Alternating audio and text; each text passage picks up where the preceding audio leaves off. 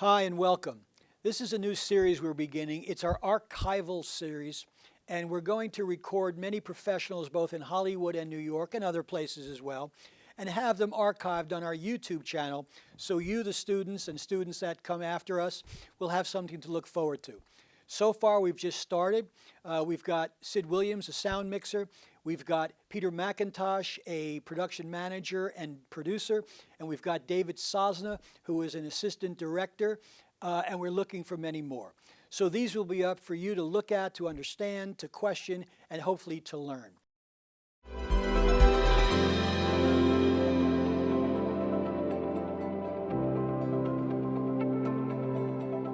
So before we begin, let me introduce our guest for today. Our guest is Peter McIntosh, a longtime veteran of many films, many television shows, some of my favorite ones. So let's get right with it. Mac, welcome. Nice for you to be here with us today. Hey, great to be here. Thanks, Peter. Let me start you out with a question I thought of this morning. What was it that got you into being a production manager? Well, I wanted to be an art director when I was growing up.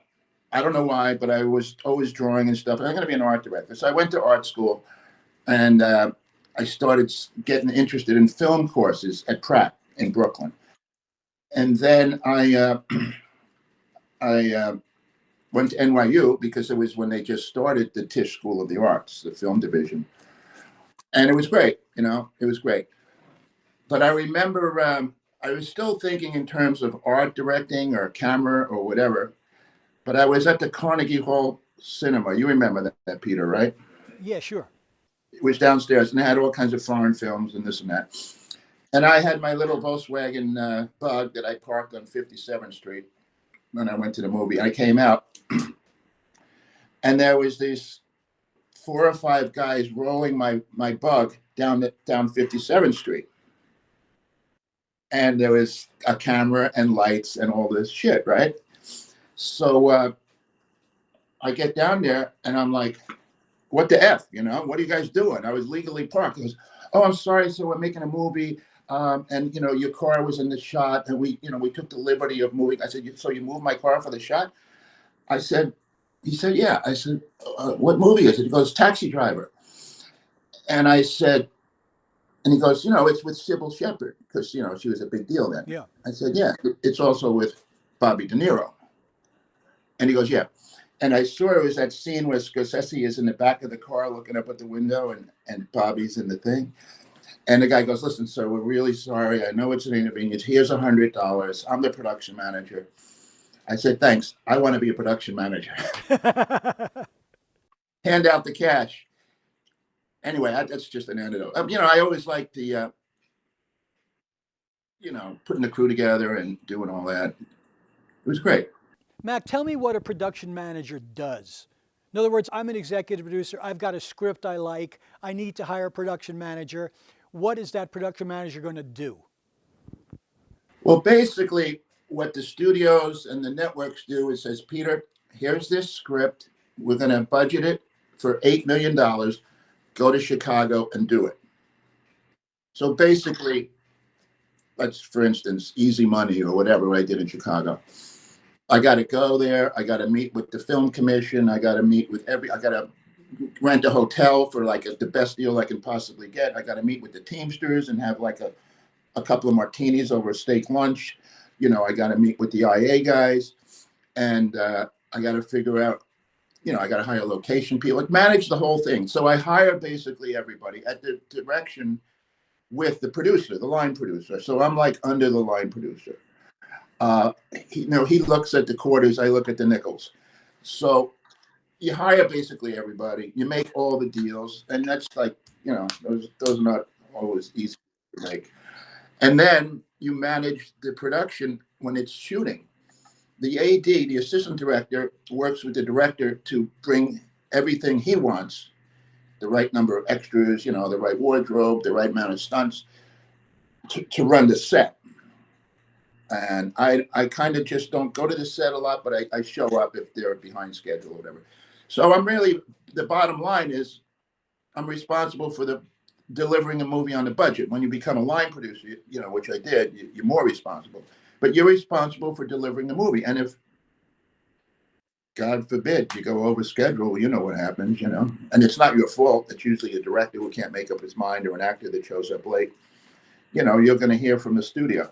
So, yeah, it's kind of a stressful situation. But if you work with good people, that's all you need to do, And there's a lot of good people in this business. A lot of bad people, but a lot of good people. Mac, let me ask you this: a budget. The exec comes to you and says, "I got $8 million to make a movie," which really means he wants to make a $12 million movie for $8 million. Yeah, exactly. Right. And he gives you he says, "Okay, Peter, I need a budget." What do you do? How do you comprise a budget? How do you make a budget? Well, the first thing you do is you break down the script. I can do it myself, but I usually have a friend like Tom Riley, break down the script, and he does a schedule. And the schedule and the details, how many actors, which actors play how long, how many stunt people he thinks are going to be in the scene. It's a schedule. Now, when you say Tom Riley, Tom is an AD who worked a lot for Woody Allen. He's a guy we both know. Right. So you go right. to the AD and do that. Okay. I can break down a script, but I don't like tedious stuff. Like, I can say, okay, number of locations. Okay, I think fix 50 extras here. But an AD has to do it as a document, as a schedule to hand out to the crew that says, okay, today you have to dress 15 people and tomorrow you need like 4 cameras. And so he does the schedule. And then I just basically go through it. You have to meet with the director. You got to see where his head's at. Is he going to be a brat? Is he going to be asked for shit that I can't give him? Is he going to work with me? Is he going to respect me? Because I respect him, he's got to respect me. I can't be an employee. And if I want to work with him, I'll say, okay, so we'll work together. And I'll say, okay, Mike, when we blow up the car on Main Street, how many cameras do you want? And he'll say, well, I think we should have 6. I say, well, I don't know if we can have 6. Can you live with 4? All that stuff. And you go through that and you try to have his trust. You don't want to sound like a mouthpiece for the budget. You want to sound like you're trying to make the best movie for him. Because the worst thing you can say to a director, among other things, it's not in the budget, you can't have it. So you try to put into the budget what he wants and what we both think we can get away with, because we still got to sell the studio. So then, the studio looks at it and, 12 people analyze it and they say, well, wait a minute. Aren't you going to need more extras in that big crowd scene? And we go, yeah, maybe, So that's just a little thing they do. And then they either rubber stamp the budget or tell you to take out another $500,000. And then, that's the blueprint for going out and marching into war with the director, Yeah. So you mentioned before, you said that you asked Tom Riley to work, and again, I reiterate, Tom is a guy that worked on Woody Allen movies, was his AD for 12 of them. 12 Woody Allen movies, and he was his AD all the way through. Who do you interface with most as a production manager? Who's your lead? Because AD and D are on one side of the fence, and production manager and producer are on the other side of the fence. So what do you do as a production manager? Your allegiance is to the producer, so you naturally would bang heads with the AD and the director. Yes? Yeah, but it was banging heads for the benefit of the product, and it was good. I respect him, he's smart. But yeah, you have to fight for, you got to fight the good fights, and you got to do it with respect. It doesn't always happen that way, but without punching each other. But yeah, I'm like, well, after a production manager, you become the line producer, which. Well, that's what I was going to ask you next. How do you morph from a UPM to a line producer? How does that work? Well, I think the simple answer is you get along really well with directors. And they respect you when they ask you to produce their next movie, But nowadays, there's credit creep where anybody can move from, because there's so many positions available on TV series. You can go from production manager, but I went pretty fast. I did that Rolling Stones video, Tattoo, Waiting on a Friend, as the associate producer. And once you get a producer credit, it's like, oh, you're a producer. I'm not a production manager, but you still are a production manager, really. Yeah. Just higher pay grade. Yeah. And then I did Crime Story with Michael Mann, and a bunch of stuff. So yeah, it's a natural progression. If you're smart, capable, and get along with the right people, which is a big part of Hollywood, you know, you're gonna make it. You're gonna make it all right. You've done both. You've done film and you've done episodic television. What's the difference in working on episodic or working on a film? Well, the big difference is the time is more constrained on episodic.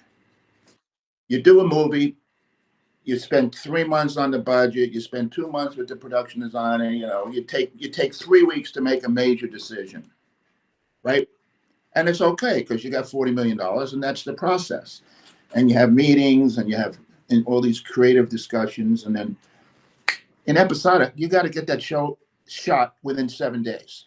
You get a script, and 7 days later, you got to be shooting. And then you got 7 days to shoot it. Well, now it's probably a little more. So you got to make decisions rapidly. So that's the big difference. Obviously, the other big difference is money.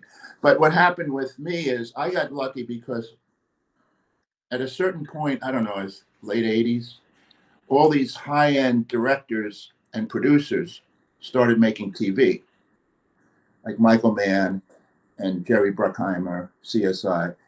And they were making so much money that all these other high-end producers wanted to do TV. And I worked for Laura Ziskin, who did one of the biggest Hollywood women producers. She did Pretty Woman and the first two Spider-Mans. She wanted to do TV series, so I did that with her. And then I did, Stephen King. I did The Stand with him. So I was fortunate enough to work with like film people who were doing TV, and they knew I knew both languages, so they would hire me to say, "Okay, use your film head on, but spend your TV money." And I worked with some, all those Michael Mann and Peter Berg, who's the greatest director in the world. So that was good. And I worked. I didn't work with him. I had the luxury of if I didn't like somebody, I heard the rep on them. I was fortunate enough that I could say, "Not interested." You know all about that. Yeah, of course. We all, when you get to a point, you're lucky if you can say that. Most of us have been able to say that, so it's been a good life. Tell me what a typical day is like for you. We're in production right now. We're making a movie. I don't care what it is. What's a typical day like for you if you're a UPM? What happens? What time are you getting up? What are you doing? What's happening? Well, when you're a UPM, you really got to be on top of every detail. I mean, you got great coordinators and great ADs working at the office till 9 or 10 o'clock. And, there's something that goes wrong. Some actor can't show up or, whatever. So you got to be on top of everything. And you got to be there. So if they have an issue, they come to, me, and I tell them, well, here's how we do it. And then when fortunately, I was young when I was a production manager. You have to get up before the call. You got to get to the set when the trucks show up. You got to make sure all the trucks show up. You got to make sure the caterer's there. You don't have to make sure because they're professionals, but something's going to go wrong. And it's on you if it does. Yeah, and they're going to say, talk to Mac. That's what happened to me on Home Alone 2 all the time. I was the production manager in New York, and there would be a problem, and all these LA producers who were brilliant, they did big shows, but they were fish out of water in New York. So something would happen, and they'd say, talk to Mac. So you got to be there as a production manager. And as a line producer, you can kind of float a little bit more, You can go out to dinner with the actors at night. You could show up an hour later because the UPM's carrying, the heavy load on a moment-to-moment basis. Yeah, but I enjoyed it all. It was good. What do you think the difference is today, Mac, as when we were back there crunching stuff back in the mid-'80s, late '80s, '90s? What's the difference today in what these guys do than what we did? Well, I did Superman. I was a production assistant on Superman with Christopher Reeve. There were 3 production assistants, me and 2 other kids. We had down streets. We had to have Chris come down on the high tension wires and land on it. We had to clear pedestrians. Now there's like 30 production assistants, which is just a difference. I'm not criticizing Yeah, whatever. not better or worse. Yeah, not better or worse. And so the difference is there's probably more support. I mean, when I did a movie, I would virtually go to Orion Pictures and go to their offices, and they say, Peter, go to Chicago. We're doing this movie, Rodney Dangerfield. You got $6.5 million. Bye bye. And I wouldn't, some exec would call me every day or two and say, how we doing? Now, when I did my last movie, I would get 12 calls a day from like people with no disrespect who have no real experience asking me, did you finish scene 14? So it's very micromanaged now, unless you're Christopher Nolan or like, Peter Berg. But yeah, so it's a lot more controlled. And I don't think I could do it.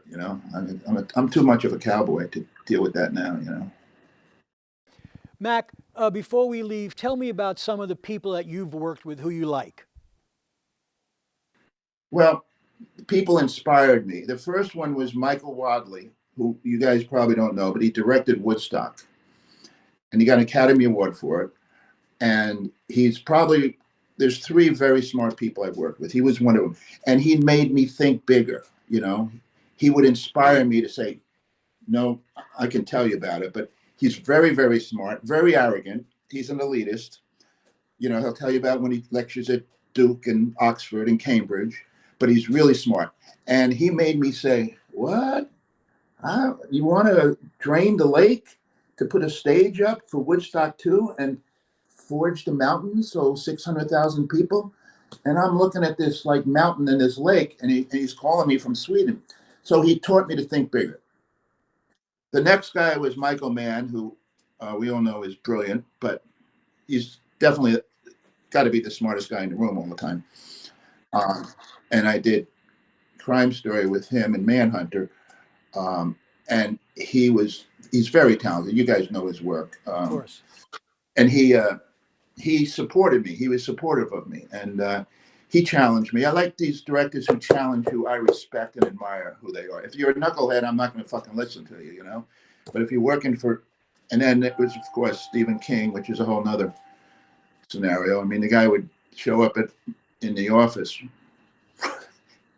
and he'd borrow like one of the secretaries. It was IBM Electros, those typewriters. And he'd be typing for like 6 hours. And he'd put his typing papers under his arm. He goes, okay, Max, see you tomorrow. I said, Stephen, that's not writing, that's typing. But he was good, so it was fun. And then, of course, Peter Berg, I think, is the greatest living writer-director in the world, and he's a good friend. So those, and I could go on. Chris Columbus on Home Alone 2, class, total class. And, I'm a better person for working these people. I know that. If I worked for a bunch of knuckleheads, it wouldn't be the same. I wouldn't be the same person right now. Yeah, I feel the same way. It was good association with these people. I mean, I worked with George Cukor. I worked with, Mike Nichols. I worked with Gordon Willis. I worked with Ethan Hawke and, all these guys. And just to be in that, whatever, group. And it's good when you're working with us. It's not like I'm a fan. I'm saying, hey, can you take a picture with me? We work together. We're colleagues. And we trade ideas and, come up with better ideas. So that's what I would say is the only thing I want to add. Anybody have a question they want to ask Peter? Go ahead. How did you get your entry into the industry? Did you have internships, or did you just know the right people, or maybe your schooling set you up somehow? Well, it was before internships. The only interns were like medical people back then. There was no intern. But I went to NYU and I lived in New York City. Here's the answer to your question. Nobody's going to come to you and say, hey, you want to be in the film business? I got this great job. Just show up tomorrow at 4 o'clock and I'll pay you. You got to go out and grab it. You got to go get it, And if anybody says that to you, it's a scam. What I did is I had a map of New York City with all the production companies were, on their addresses. And I would block out, I'm going to do 20th Street on Lex, between Lex and Clark and to 30th Street. I would knock on all these doors and drop off a resume. I'm not saying you could do that now. There's other ways to do it. But the point is, you have to be aggressive because it's very competitive nowadays. And you just don't take no for an answer. I mean, I would call somebody and he'd say, no, Peter, we don't have anything here. I'd say, okay. I call him 2 weeks later and I said, no, Peter, we don't have anything here. I call him 2 weeks later. So you have to be persistent on the borderline of obnoxious if you're going to go. I wrote letters to Hollywood Reporter used to have the production films in pre-production. I wrote a letter to the Raging Bull director, and Deer Hunter director. Some of them actually got back to me, but they like to see people with energy, with smarts, with a can-do attitude. And that's basically how I got my jobs. I go, well, this kid looks so, we'll give him a shot. And then, you just do your best and take it from there. But yeah, you got to be aggressive. Mac, thank you for today. I appreciate it. Again, just so you know, this will be archived. When we put it up, we'll let you know. And it'll benefit not only my students, but students all the way down the line. So, well, it was nice talking to everybody. It's nice seeing you, Peter. I'll talk to you soon. Good.